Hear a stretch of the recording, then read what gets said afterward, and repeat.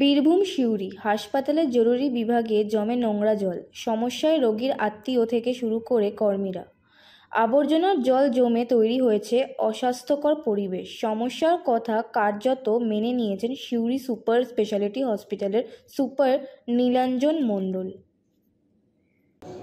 আপনারা আসার আগে এই মুহূর্তে আমাদের হাসপাতালের সুপার সাহেব ফোন করেছিল, তো ইমিডিয়েট আমি আমাদের যে এসআই আছে তাকে আমি ব্যাপারটা দেখার জন্য বললাম।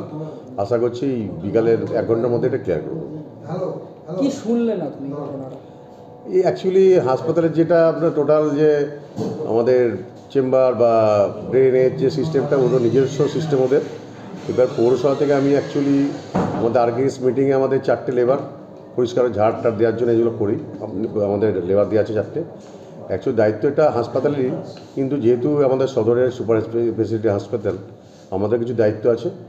মাঝে মাঝে আমাকে সুপার সিএমএইচ ফোন করে, তো সঙ্গে সঙ্গে আমি যতটা পারি আমি পৌরসভা তরফ থেকে হেল্প করি। বা 1 ঘন্টার মধ্যে যেটা বললাম, ডেটটা যেটা ওয়ার্কফ্লো হয়েছে ক্লিয়ার হয়ে যাবে। যে পরিমাণ ওয়েস্টেজ সেই তুলনায় কি নেই, স্টাফ নেই, সেখানে সমস্যাটা? না, স্টাফের সমস্যা এটা তো হাসপাতালের ব্যাপার। আমাদের পৌরসভার তরফ থেকে রোগী কল্যাণ সমিতি মিটিং হয়েছিল। ঝাড় দেওয়া দেবেন, প্রত্যেক দিন আমার 4টে লোক নিয়োগ করা আছে, যা পরিষ্কার পরিচ্ছন্ন করি। কিন্তু এই যে সিস্টেম ওভারফ্লো, এটা পিডব্লিউডি দেখার দায়িত্ব।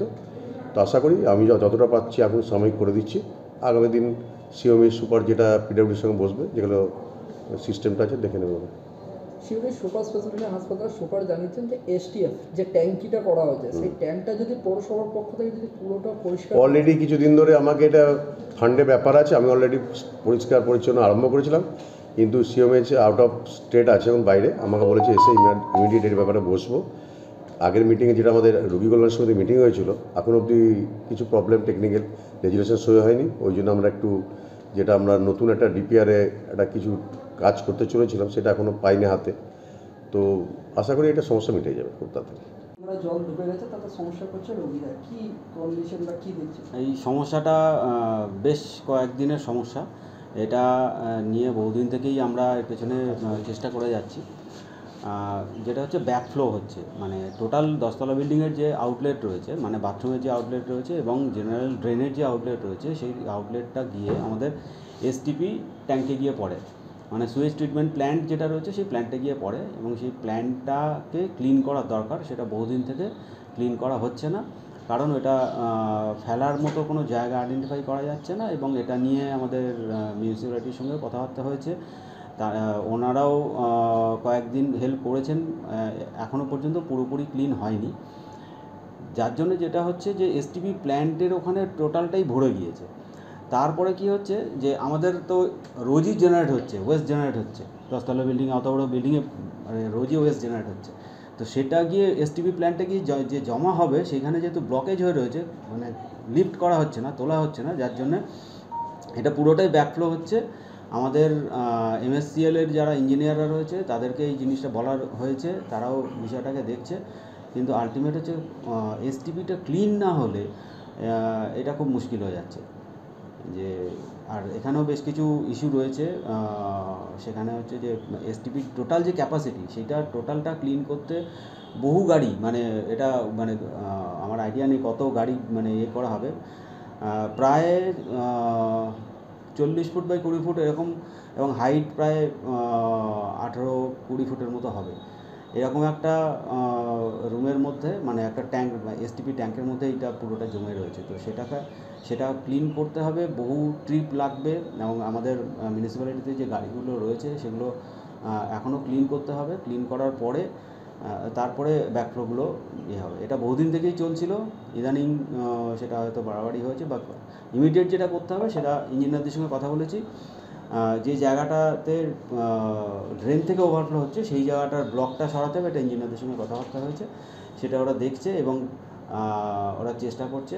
দেখা যাক যত তাড়াতাড়ি সম্ভব এটাকে মিট আপ করা হবে। এসটিপিটা করা যাচ্ছে না কেন? মানে সমস্যাটা কোন এন্ড থেকে হচ্ছে? মানে অনেকটা বড় বলেই করা যাচ্ছে না, সমস্যাটা কোন জায়গায়? কিছু পাচ্ছেন না?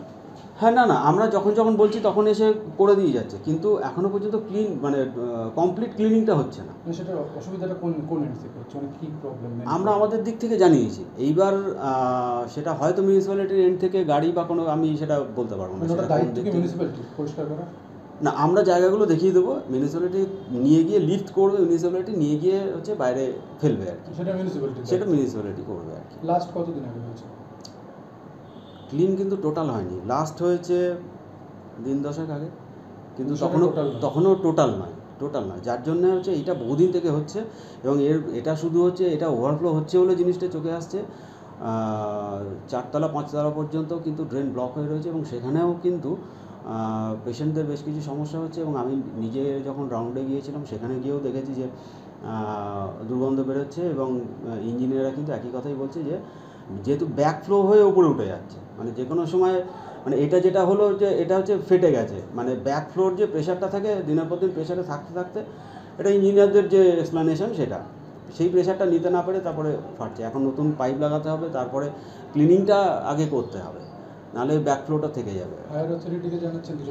হ্যাঁ, এটা জানানো হয়েছে, চিঠি চাপাটি করা হয়েছে, আর কেস মিটিংয়েও রেজলিউশন, মানে ভোটের আগে যখন মিটিং হয়েছিল সেখানেও রেজলিউশন নেওয়া হয়েছিল।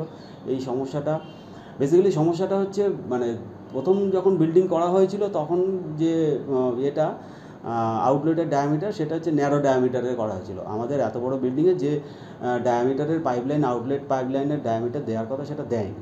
এটা সিন্স বিগনিং, মানে একদম গোড়ার কথা বলছি। তো সেটার জন্যে রিপেয়ার করার জন্যে হায়ার ডায়ামিটার, যেটা এত বড় বিল্ডিংয়ের যে রিকোয়ার্ড যে ডায়ামিটারটা লাগবে আউটলেট পাইপের, সেইটা ইঞ্জিনিয়াররা প্লেস করেছে এবং এস্টিমেট পাঠানো হয়েছে। তারপরে মানে আমাদের এন্ড থেকে যা যা করা সেগুলো করা হয়েছে আর কি। তো এখনও পর্যন্ত কোনো ফিডব্যাক আসেনি বা কোনো ফান্ড আসেনি, বা ইঞ্জিনিয়ারদের তরফ থেকেও, মানে ওনারাও তো হায়ার অথরিটির দিকে তাকিয়ে বসে রয়েছেন, তো ওখান থেকেও কোনো রকম এখনও পর্যন্ত কোনো রকম কিছু আসেনি। ঠিক আছে। কী সমস্যা? সমস্যা বলতে আমি এসে হসপিটালে দেখলাম যে পুরানো জলের ছয়লাভ হয়ে গেছে। এবার কোথা থেকে জলটা যে নামছে সেটা বুঝতে পারছি না এখনও পর্যন্ত। এটা আজকের সমস্যা নয়, এটা বারবার হয়েই যাচ্ছে। এমন হসপিটাল কর্তৃপক্ষকে জানানো হয়েছে, দেখি কি ব্যবস্থা নিচ্ছে এখন, এইটুকুই। কীভাবে হচ্ছে এটা ব্যাপার হচ্ছে, বাথরুমের জল সেরে জানি, প্লাম্বারদেরকে বলা হয়েছে, প্লাম্বাররা এসে ব্যবস্থা কী নিচ্ছে সেটাও এখন পর্যন্ত খুঁজে পাচ্ছি না। কিন্তু জলটা এটা আজকে সমস্যা নয়, দীর্ঘদিন ধরে এটা হয়েই যাচ্ছে। কতক্ষণ ধরে জল জমা আছে? আজকে সকালে একবার পরিষ্কার করেছি, আমি এসে শুনেছি, তারপর আবার এসে দেখছি এখন এইভাবে জল গোটাটাই ছয়লাভ হয়ে গেছে। অবজেকশনে জল ঢুকে গেছে, স্যারদের রুমে জল ঢুকে গেছে, এমনকি গোটা টোটাল করিডোরটাই জল হয়ে ভিজে গেছে। কী অসুবিধা হচ্ছে? অসুবিধা তো এই তো পেশেন্ট নিয়ে যাওয়া নিয়ে আসার মধ্যে প্রচুর সমস্যা। এবার যদি কোনো পেশেন্ট পড়ে যায় তাহলে তো আরও বেশি সমস্যা হয়ে যাবে। এটাই। আপনার নাম, পরিচয়? আমি Prabhat Das, house keeping supervisor.